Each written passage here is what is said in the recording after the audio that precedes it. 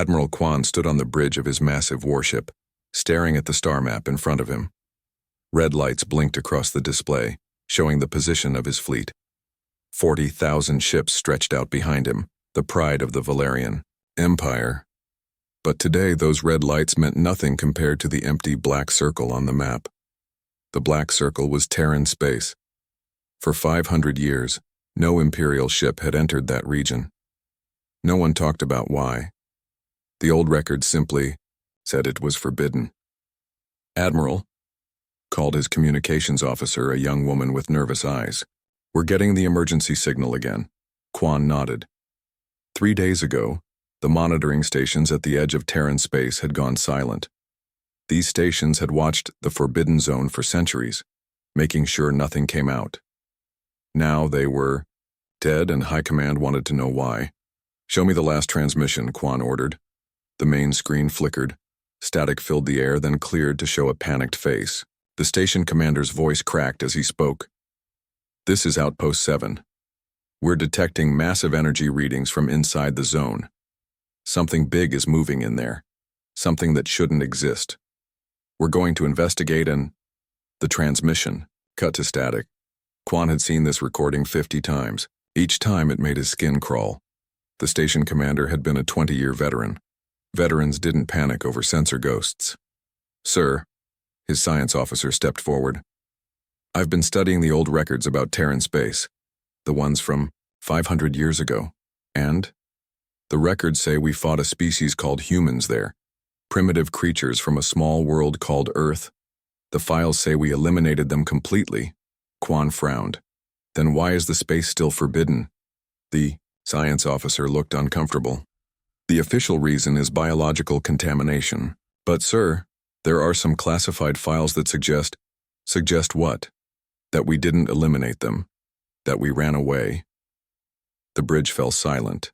No one spoke against the Empire. No one suggested that Imperial forces had ever retreated from primitive aliens. But Quan had read those same classified files. Late at night in his private quarters, he had studied the real reports from 500 years ago. The truth was buried deep in military archives marked with the highest security levels. The Empire had found humans in the Sol system. They were supposed to be easy targets. Primitive technology, small population, no space navy worth mentioning.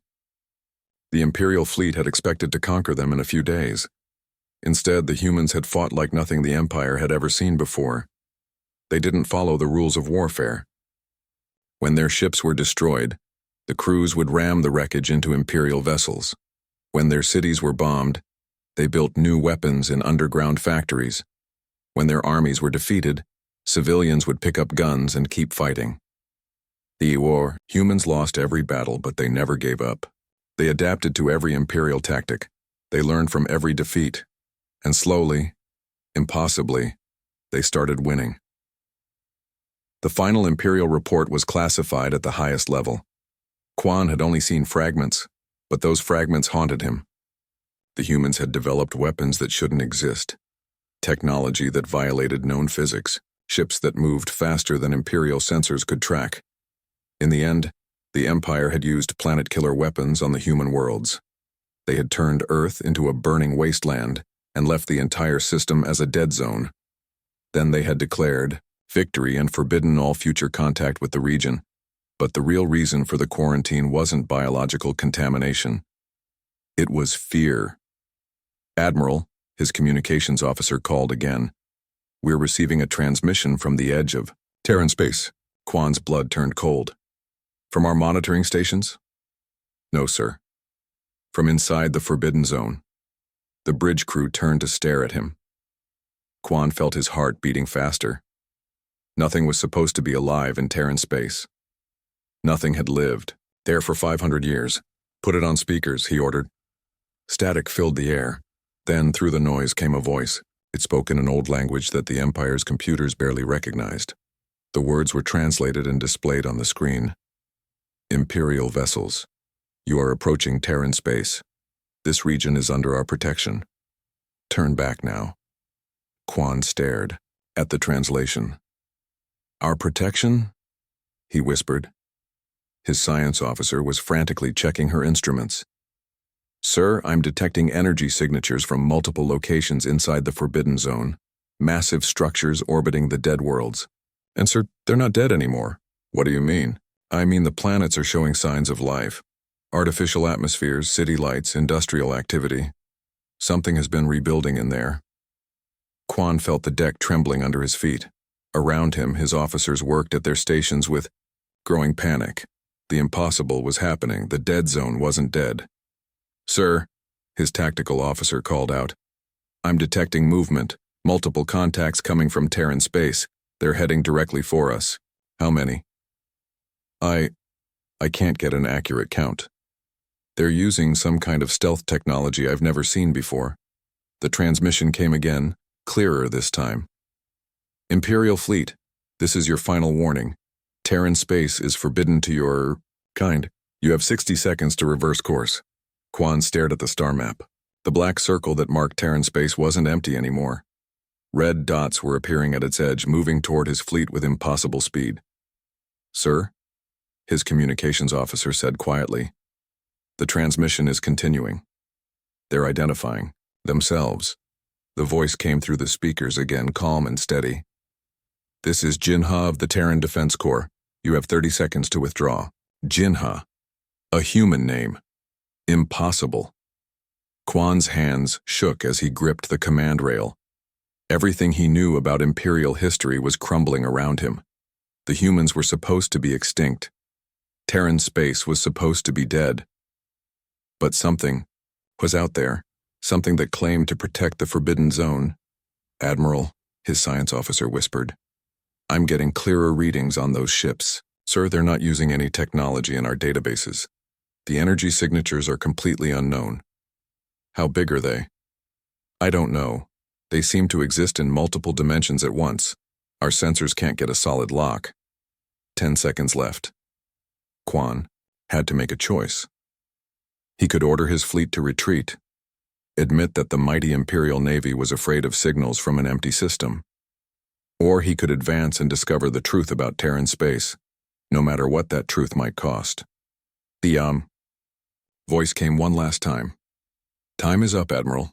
You have chosen to enter forbidden territory. We will now demonstrate why this space has remained closed to your empire. Quan straightened his uniform and looked at his crew. Whatever was waiting for them in Terran space, they would face it as Imperial officers, even if the impossible had somehow become real. Admiral Quan gripped the command rail tighter. His pride would not let him retreat from empty space. The Valerian Empire had ruled the galaxy for 1,000 years. They did not run from dead systems or mysterious voices. All ships, advance formation, he ordered. Weapons ready. His fleet of 40,000 vessels moved forward like a metal wall. Each ship carried enough firepower to destroy planets. Together, they could crush entire star systems. Whatever was hiding in Terran space would learn to fear Imperial might. Sir, his tactical officer called out, the unknown contacts are moving to intercept. I count. This can't be right. Report. Sensors show only 12 ships. 12 vessels against our entire fleet. Quan almost laughed. 12 ships? Even if they were large battleships, the numbers were insane. His fleet would vaporize them in seconds. Visual contact in 30 seconds, the navigation officer announced. Quan stared at the main screen, waiting, to see what kind of ships the voice called Jinha commanded. Probably ancient Imperial vessels stolen and rebuilt by scavengers. The dead Terran worlds might have survivors after all, desperate people living in the ruins. The screen flickered. Space ahead of them rippled like water. Then the human ships appeared. Quan's breath caught in his throat. These were not stolen Imperial vessels. These were not anything he had ever seen before. The ships seemed alive. Their hulls curved and twisted like organic creatures, but they gleamed with metal and energy. Strange lights pulsed along their surfaces in patterns that hurt to look at. Some ships were long and thin like serpents. Others were round and fat like insects. All of them moved with fluid grace that no mechanical ship should possess. Sir, his science officer whispered, I'm reading impossible energy signatures. These ships are generating power levels that should tear them apart. Size estimate? I can't tell. They seem to change size as I watch them. It's like they exist in more than 3 dimensions. The largest human ship moved to the front of their formation. It was beautiful and terrible at the same time. Its hull seemed to breathe, expanding and contracting slowly. Lights danced across its surface, in colors that had no names. Incoming transmission, the communications officer announced. On screen. The main display flickered again. A face appeared, and Quan felt his world shift. The person on screen was human, but not like the primitive creatures from the old records. This man's skin had a faint silver glow. His eyes were completely black, but they held intelligence that seemed older than stars. Strange marks covered his face, not scars, but patterns that moved slightly as Quan watched. "I am Jinha, commander of the Terran Defense Corps," the figure said. His voice was calm, but it carried weight that made Quan's crew step back from their stations. "You have entered our space despite our warnings." Quan found his voice. "I am Admiral Quan of the Imperial 7th Fleet. You are occupying territory that belongs to the Valerian Empire. Surrender now, and we will consider mercy." Jinha tilted his head. The patterns on his face shifted, and Quan thought he saw something like amusement in those black eyes. "Admiral, your empire destroyed our first worlds 500 years ago. We thanked you for the lesson. You taught us what we needed to become." "What you needed to become, you're extinct. Our records show—" "Your records show what you wanted to believe," Jinha interrupted. "You dropped planet-killer weapons on Earth and called it victory. But humans are hard to kill, Admiral. We scattered. We adapted. We evolved." Quan's tactical officer was frantically working at his station. "Sir, I recommend immediate attack. Our weapons have target locks on all enemy vessels." Jinha seemed to hear this through the transmission. He smiled, and Quan felt cold fear crawl up his spine. That smile held knowledge of terrible things. "Please try," Jinha said softly. Quan's pride overrode his fear. "All ships, open fire." 40,000 Imperial warships unleashed their fury at once. The space between the fleets lit up with energy beams, plasma bolts, and fusion missiles. Enough firepower to crack moons streaked toward the 12 human vessels. The weapons struck their targets. Explosions bloomed across space like deadly flowers. For a moment, Quan thought it was over. Then the light faded, and the human ships remained. They hadn't dodged. They hadn't raised shields. They had simply absorbed the attack. Their hulls showed no damage. If anything, they seemed brighter than before, as if the weapons had fed them energy. "Impossible," Quan whispered. "Your turn is finished," Jinha said. "Now watch what 500 years of evolution can accomplish." The human ships moved. They didn't accelerate like normal vessels. One moment they were distant specks. The next, they were scattered throughout Quan's fleet. They had crossed impossible distances in heartbeats, appearing between Imperial ships like ghosts. "Evasive maneuvers," Quan shouted. "All ships, scatter formation." But his ships couldn't move fast enough. The human vessels flowed around them like liquid mercury. When Imperial ships tried to turn, the human craft were already there, waiting. Then the human weapons fired. Beams of impossible colors struck Imperial vessels. But these weren't destruction beams, they were something worse. Where the light touched, Imperial ships simply stopped working. Engines died. Weapons powered down. Life support systems failed. "Sir," his engineering officer called out, "they're not destroying our ships, they're turning them off. The beams are somehow disrupting every system we have." Quan watched in horror as his mighty fleet became helpless. Ship after ship went dark and silent. The humans moved between them with casual ease, disabling vessels with surgical precision. "How are they doing this?" he demanded. "I don't know," his science officer replied. "Their weapons seem to rewrite matter at the quantum level. They're not following any physics, I understand." One of the human ships approached Quan's flagship. It was smaller than his massive dreadnought, but it made his ship look primitive by comparison. The organic hull pulsed with inner light, and Quan could swear he saw it breathing. "Admiral," Jinha's voice came through the speakers again. "Your weapons cannot harm us. Your ships cannot escape us. Your technology is 5 centuries behind ours. Do you understand now?" Quan's bridge crew stared at their admiral, waiting for orders. But what orders could he give? His fleet was crippled. His weapons were useless. The humans had demonstrated their superiority without destroying a single Imperial ship. "What do you want?" Quan asked quietly. "Nothing from you," Jinha replied. "We want you to leave. Return to your empire. Tell them what you have seen here. Tell them that Terran space belongs to humanity now, and we are not the same species you tried to destroy. And if we refuse?" Jinha's smile returned, cold and patient. "Admiral, we have spent 500 years preparing for your return. We know everything about your empire, your technology, your military doctrine, your weaknesses. We have evolved beyond your ability to comprehend." The human ship beside Quan's flagship seemed to shift and change. For a moment, it looked exactly like an Imperial dreadnought. Then it flowed back to its original form. "We can become anything we need to become," Jinha continued. "We can mimic your ships, your technology, your very DNA. We are no longer bound by the limitations that once made us weak." Quan felt defeat settle on his shoulders like a heavy cloak. His entire fleet, the pride of the Empire, had been neutralized by 12 ships.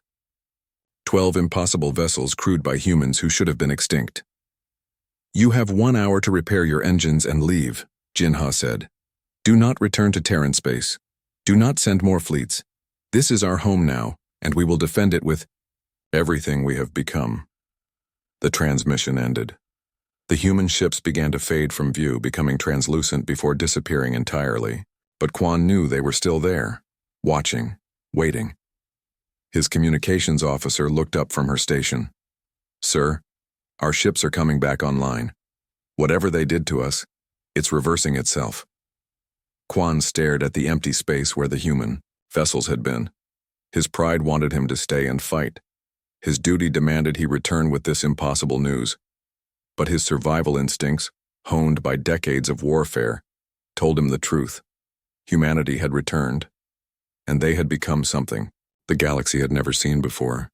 Dr. Haran stared at the data files scattered across her laboratory table.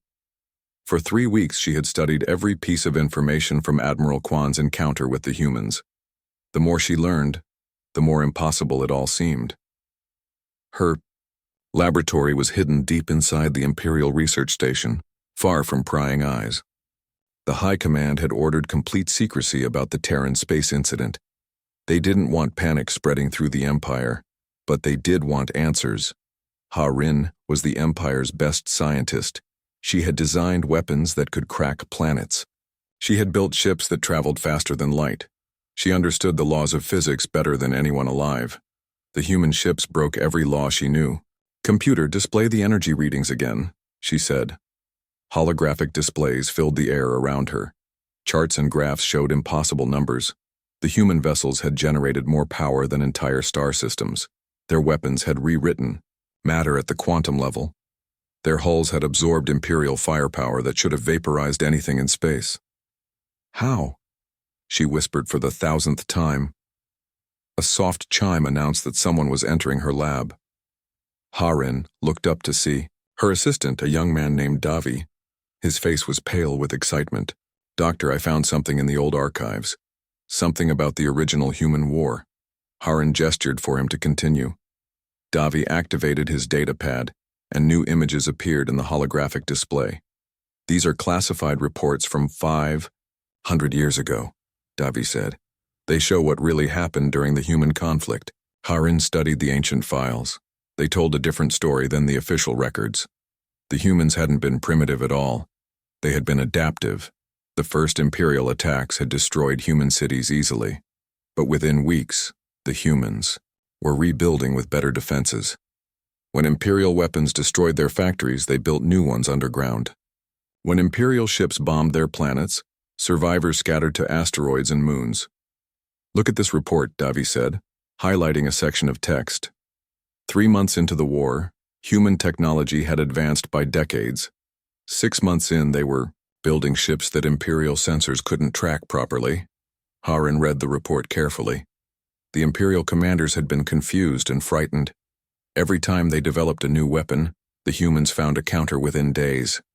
Every tactical advantage the Empire gained was turned against them within weeks. They were learning from us, Harren realized. Not just copying our technology.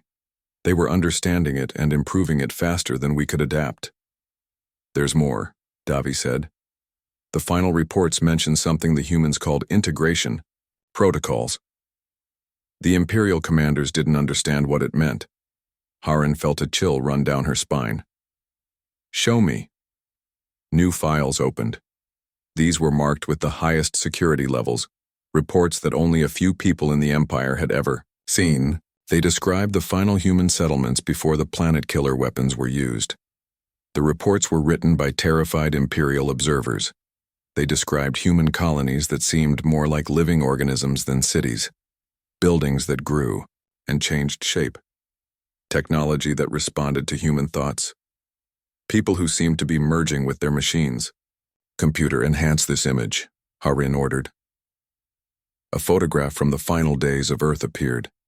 It showed a human city, but the city was wrong. Buildings curved like tree branches, streets flowed like rivers, and in the center, massive structures that seemed to pulse with their own heartbeat. They weren't just building cities, Harren whispered, they were growing them. Davy nodded grimly. The reports say the humans had started changing themselves too. Genetic modification, cybernetic implants, but something more. The observers called it biological integration. Harren studied the image more carefully. She could see human figures in the streets, but they looked different from normal people, taller, with strange proportions. Some seemed to have extra limbs. Others had skin that glowed with inner light. They were evolving themselves, she said. Not just their technology, their bodies, their minds, everything. Doctor, Davi said, quietly. If this is what they were becoming 500 years ago, what are they now? Harren didn't answer. She was thinking about Jin Ha, the human commander Quan had encountered. His silver skin, his black eyes, the patterns that moved across his face. Those weren't decorations or tattoos. They were something alive. Computer, analyze the battle footage. Focus on the human ship's energy signatures. New displays showed the impossible readings from the human vessels, but now Harren saw patterns she had missed before. The energy signatures weren't random. They matched biological rhythms, heartbeats, brain waves, breathing patterns. The ships are alive, she breathed. They're not machines at all. They're living creatures. Davy stared at the data. How is that possible? The humans didn't build those ships, Harren realized. They grew them. Or maybe they became them. She began pulling up more files, working frantically. Ancient reports mentioned humans who could interface directly with their technology. Later reports described humans who seemed to control machines with their thoughts. The final reports, just before the planet-killer weapons were used, spoke of humans who had somehow merged completely with their creations. Look at this, Harren said, pointing to a 500-year-old observation report. The Imperial scout describes a human who seemed to be part of his ship. The human's body was connected to the vessel through organic cables. When the ship moved, the human moved with it. Symbiosis, Davy whispered. More than that. Complete integration. The humans didn't just build better technology. They became technology. They became something new. Harren's mind raced as she put the pieces together. The humans had taken Imperial attacks as lessons. Every weapon used against them taught them new ways to adapt. Every defeat showed them new paths to evolution. When the Empire destroyed their cities, humans learned to build living cities that could rebuild themselves. When Imperial weapons destroyed their ships, humans learned to grow ships that could heal from any damage. When Imperial forces threatened their bodies, humans learned to enhance their bodies beyond biological limits. Computer, Project Human. Technological development over 500 years. A complex calculation began. Harin watched as the computer tried to estimate how far human technology could have advanced. The numbers climbed higher and higher until they broke the computer's ability to calculate. Error. Result exceeds computational limits, the computer announced. Harin stared at the error message. Even the Empire's most advanced computers couldn't imagine how far humanity had evolved. "Doctor," Davy said nervously, "I've been monitoring. Deep space sensors. There are reports of strange signals coming from the edge of Imperial territory." "What kind of signals?" "Unknown origin, but they match some of the energy patterns from the human ships." Harin felt ice in her veins. "Show me." Star maps appeared showing the outer regions of Imperial space. Dozens of locations were marked with sensor alerts. All along the Empire's borders, monitoring stations were detecting mysterious energy signatures. "How long has this been happening?" Harin asked. "According to the records, for decades. Maybe centuries." But the signals were so faint that most stations classified them as equipment malfunctions. Harin understood with horrible clarity. The humans hadn't been hiding in Terran space for 500 years. They had been watching, learning, studying every Imperial development, every new technology, every military strategy.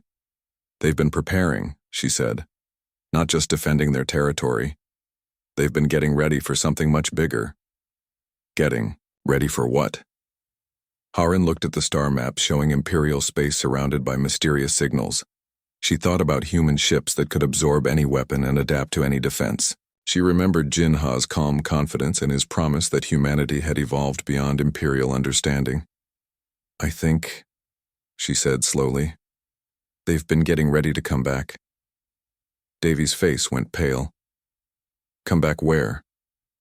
Harin gestured at the holographic display showing the entire Valerian Empire, 40,000 worlds, trillions of citizens, the greatest civilization in galactic history. "Everywhere," she whispered. As if summoned by her words, alarms began sounding throughout the research station. Emergency lights flashed red.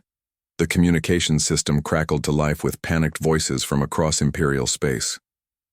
Unknown ships had been detected at a dozen different locations. Ships that matched the energy signatures from Terran space. Ships that had appeared without warning at the edge of Imperial territory. Harin listened to the reports flooding in from frightened commanders. The humans weren't hiding in their forbidden zone anymore. They were moving. And they were heading directly into the heart of the Empire. "Doctor," Davy said, his voice shaking. "What do we do?" Harin stared at the data surrounding her. 500 years of human evolution, technology that broke the laws of physics, ships that were alive, people who had become something beyond biological limits. "We pray," she said quietly, "that they remember we're just following orders." Admiral Quan stood on the bridge of his new flagship, watching the impossible unfold before his eyes. 3 weeks had passed since human fleets had emerged from Terran space. 3 weeks of battles that weren't really battles at all. The humans weren't conquering Imperial worlds. They were transforming them. "Sir," his communications officer called out, "we're receiving reports from the Vega system. The human fleet has arrived there." Quan closed his eyes. The Vega system contained 12 inhabited planets with over 50 billion Imperial citizens. His fleet was too far away to help them. All he could do was listen. "Put them through," he ordered. The voice of Admiral Torres crackled through the speakers. Torres commanded the Vega Defense Force, one of the Empire's strongest regional fleets. "This is Torres to all Imperial forces," the voice said, tight with fear. "The human ships have entered our system. They're not attacking, they're just waiting." Quan opened his eyes and stared at the tactical display. Red dots showed the positions of human fleets throughout Imperial space. Over the past 3 weeks, they had appeared at dozens of systems. Always the same pattern. They arrived, they waited, they offered choices. "Sir," Torres' voice continued, "they're transmitting on all frequencies. The message is simple, they want to talk." Quan had heard this before. The humans didn't arrive with weapons blazing. They came with words. They offered something the Empire had never offered its conquered peoples: a choice. All citizens of the Vega system. A new voice joined the transmission. Quan recognized it as Jinha, the human commander. His calm tone carried across space like a gentle tide. "We are not here to destroy your worlds or enslave your people. We are here to offer you something better." "What do you want?" Torres demanded. "We want to show you what life can be when you're not limited by fear," Jinha replied. "Admiral Torres, your medical records show that you're dying of genetic cancer. Your daughter has the same disease. In 6 months, you'll both be dead." The transmission went silent. Quan knew about Torres' condition. The Empire's best doctors had given up hope. "We can cure you," Jinha continued. "Not just treat the symptoms. Cure you completely. Make you stronger than you ever imagined. But the choice is yours." "What's the price?" Torres asked quietly. "No price. No payment. No servitude. Just the willingness to become more than you are now." Dr. Harin's voice joined the conversation from her research station. "Admiral Torres, I've been studying their technology for weeks. It's real. They can do everything they claim. But more than that, they're offering to share it freely." Quan listened to the conversation with growing amazement. 3 weeks ago, Harin had been terrified of the humans. Now she spoke of them with something like wonder. "Harin," Quan said privately through his command channel, "what have you learned?" Her voice came back immediately. "Admiral, they're not conquering us, they're trying to save us. From ourselves, from our limitations, from everything that keeps us small and afraid." On the main transmission, Torres was asking more questions. "What happens to our government? Our way of life?" Jinha's answer was patient. "You keep everything that makes you who you are. Your culture, your traditions, your individuality. But you gain the ability to become more, to live longer, to explore possibilities you never dreamed of. And if we refuse, then you remain unchanged. We'll establish protected zones where anyone who chooses the old ways can live in peace. No force, no coercion, just respect for your choice." Quan had been studying human behavior for 3 weeks. They had disabled Imperial fleets without destroying them. They had occupied systems without harming civilians. They had offered cures for diseases and solutions to problems that had plagued the galaxy for centuries, but they never forced anyone to accept. "Sir," his tactical officer interrupted, "long-range sensors are detecting movement from the inner core systems. It's the Emperor's personal fleet." Quan's blood turned cold. The Emperor commanded the most powerful ships in the galaxy, weapons capable of destroying entire star systems. If he was moving his fleet, it meant he was planning something desperate.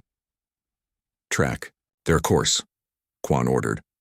The navigation display showed the Emperor's fleet heading directly for Earth, the original human homeworld, now restored and thriving according to deep space reconnaissance. "He's going to use planet killers on Earth," Quan realized with horror. His communications officer looked up from her station. "Sir, we're receiving a direct transmission from the Emperor himself."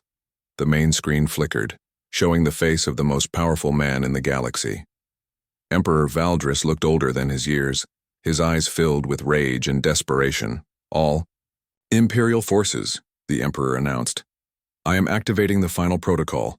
Planet killer weapons are being deployed against the human homeworld. This contamination will be cleansed once and for all." Quan felt sick. The final protocol had never been used in the Empire's history.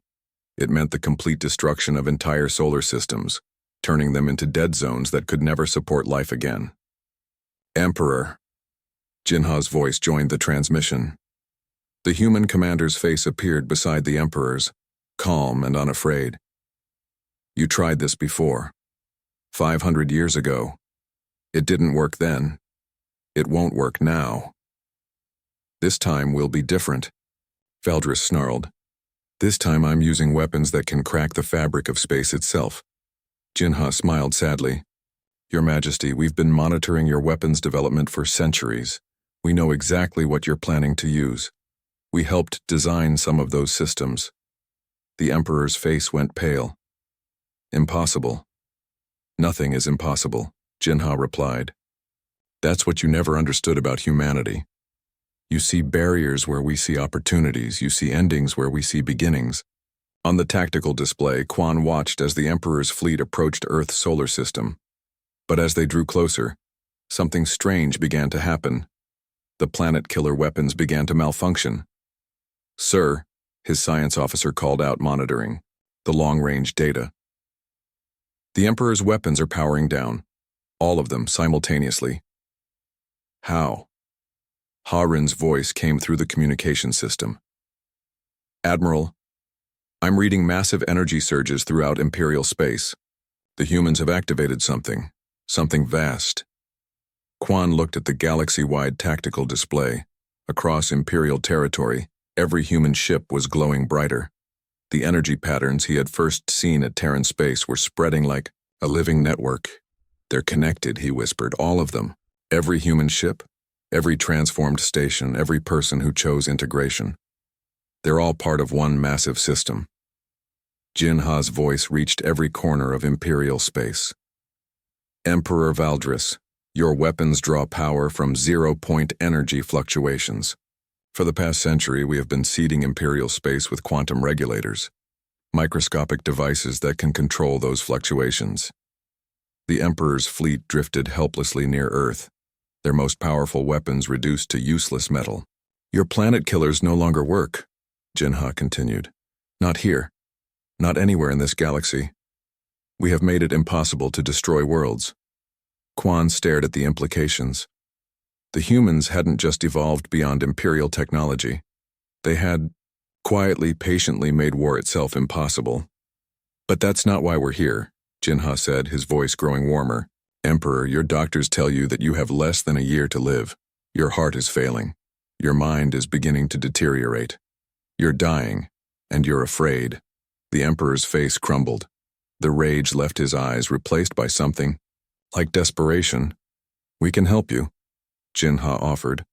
Not as subjects or servants, but as partners. We can give you more time than you ever dreamed of. Time to see what this galaxy can become when species work together instead of fighting. What do you want from us? The Emperor asked quietly. We want you to choose, Jinha replied. Evolution or stagnation, growth or decay. A future where every being in the galaxy can become more than they ever imagined, or a return to the old ways where fear and limitation rule everything. Quan watched as the most powerful man in the galaxy faced the same choice being offered to every Imperial citizen. The humans weren't conquering the Empire. They were making it irrelevant by offering something infinitely better. Admiral Torres, Jinha's voice returned to the earlier conversation. Have you made your decision? Torres' reply came after a long pause. My daughter is dying. My worlds are struggling with problems we can't solve. If you can really help, we can, Jinha assured him. But the choice has to be freely made. No coercion, no force, just the willingness to become more than you are. Then, yes, we choose to evolve. Across the galaxy, similar conversations were taking place. System after system, world after world, the people of the Empire were making their choice. Most chose evolution. Quan realized that he was witnessing the end of one age and the beginning of another. The Valerian Empire, which had ruled through fear and force for 1,000 years, was dissolving. Not through conquest, but through the simple offering of something better. The humans had done the impossible. They had made tyranny obsolete by showing that there was a better way to live. Admiral Quan, Jinha's voice addressed him directly. You've been listening to all of this. What is your choice? Quan looked around his bridge at his crew. Young officers who had never known anything but Imperial service. Good people who had followed orders and done their duty. They deserved better than a dying empire built on fear. Jinha, he said slowly, if we choose evolution, do we become you? Do we lose what makes us ourselves?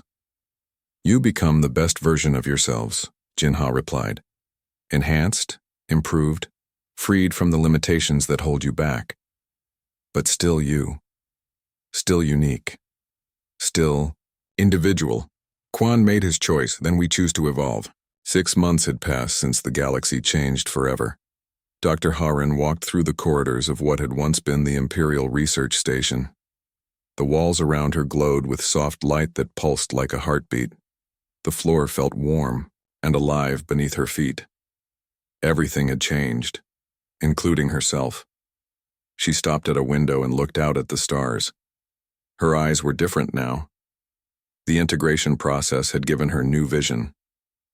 She could see energy flowing between worlds, communication streams connecting distant planets, and life force binding the galaxy together like a living web. "Amazing, isn't it?" a voice said behind her. Harin turned to see Jinha walking toward her. The human commander looked the same as always, but now she could see so much more. The silver patterns on his face were tiny living creatures that helped him think faster. His black eyes held computing power beyond imagination.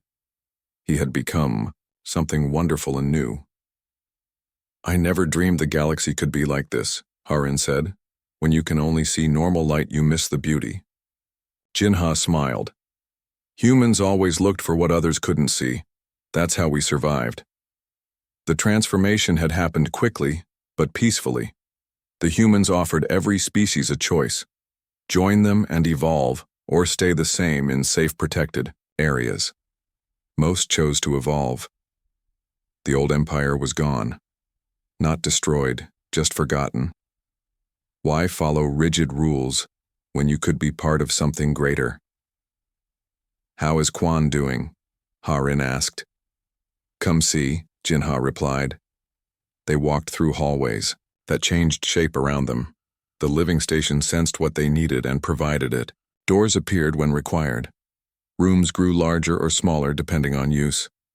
Chairs rose from the floor when people wanted to sit. They found Quan in what used to be a military meeting room. Now it was a garden full of plants from many different worlds.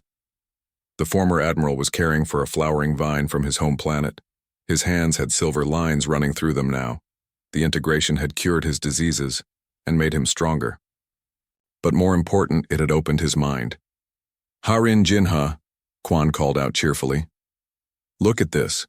Earth roses growing next to Valerian starflowers. Before, I would have said they couldn't survive together.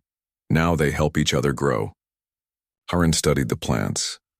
The roses had grown crystal parts in their petals that took energy from the starflowers' glowing pollen.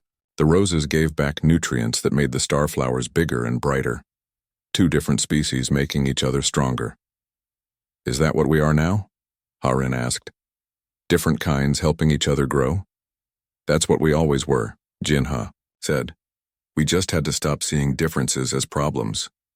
Quan stood up from his gardening. The former admiral now helped old Imperial holdouts adjust to the new galaxy. His change from proud warrior to eager student inspired others to make the same journey. "The outer systems have joined the Federation," he reported. "The last Imperial loyalists are ready to try integration." "Any trouble?" Jinha asked. "Less. Every day. Hard to argue with something that fixes all your problems. No more disease, aging, hunger, or even death. The new way makes the Empire look ancient." Harin had seen the changes everywhere. Worlds stripped bare by mining were now beautiful gardens. Species enslaved for centuries were now equal partners. Technology once reserved for rulers now helped every living being. "Jinha," she said, "I need to know. How did humans create all this in just 500 years? The living technology, the integration process, the way you've transformed everything?" Jinha was quiet for a moment. When he spoke, his voice carried old memories. "We didn't do it alone," he said. "When the Empire destroyed our first worlds, we thought we would die. But when we scattered through Terran space, we found something unexpected. We weren't the first species the Empire had eliminated." Harin felt cold understanding. There were others. Dozens of them. Species declared extinct, their worlds burned, their people scattered. But life finds ways to survive. Some lived in asteroids, dead moons, empty space between stars. They had been hiding for thousands of years. Quan stopped working and listened. This was new even to him. "They called themselves the Keepers," Jinha continued. ancient beings who had learned to exist beyond physical bodies. They watched the empire grow for thousands of years, waiting for someone who could stop it. And they picked humanity. They picked us because we never gave up. Every other species either surrendered or died fighting. Only humans did the impossible. We adapted. We evolved. We became something new. Jin-Ha pointed toward the window, where the changed galaxy sparkled with new kinds of light. The Keepers taught us that evolution isn't just about bodies or machines. It's about consciousness itself, the ability to see past current limits and become something greater. That's what we've given to the galaxy. A soft sound announced a message coming in. The wall became clear, showing a communication from the galaxy's edge. Harren recognized the sender as a deep space monitoring station. Jin-Ha, the station commander said urgently, "We're detecting huge energy readings from outside our galaxy. Something massive is approaching from deep space." Harren felt worry creep into her enhanced mind. "Is it dangerous?" Jin-Ha studied the data flowing across the clear wall. He looked thoughtful, not worried. "Unknown," he said. "But it's bigger than anything we've seen before. The energy readings show structures as large as solar systems." "What do we do?" Quan asked. Jin-Ha smiled with calm confidence. "We do what humans have always done. We adapt. We learn. We become whatever we need to be." He looked directly at Harren and Quan. Changing this galaxy was just the start. The Keepers warned us that bigger challenges would come. Tests to see if life could really evolve beyond its limits. "Tests from who?" Harren asked. "The ones who made the Keepers. The ones who plant life in galaxies and watch to see what grows. They're coming to judge what we've become." Harren looked out at the transformed galaxy. Living stations, evolved species, impossible technologies that were now normal. 6 months ago, she had been a simple scientist. Now she was part of a consciousness that spanned star systems. "What have we become?" she asked. Jin-Ha's eyes held the depth of space itself. "We've become what the universe was waiting for. Life that refuses to accept limits. Consciousness that grows stronger with every challenge. The bridge between what is and what could be." The massive unknown things kept approaching from beyond the galaxy. But Harren didn't feel fear. She felt excitement. The fire that had always burned in human hearts, the refusal to believe anything was truly impossible. "Jin-Ha," she said, "what do you think they'll find when they test us?" The human commander looked out at the approaching unknown with eyes that had seen the impossible become real. "They'll find we're not just survivors," he said. "They'll find we've become something they never imagined. We've become truly alive." Around them, the living station pulsed with excitement. Across the galaxy, billions of evolved beings prepared to face whatever was coming.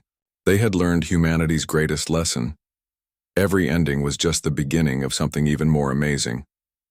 The galaxy waited to show the universe what life could become when it refused to be limited by the word impossible. In the distance, the approaching structures grew larger. But the transformed galaxy was ready. They had learned to see challenges not as threats, but as opportunities to become something even greater.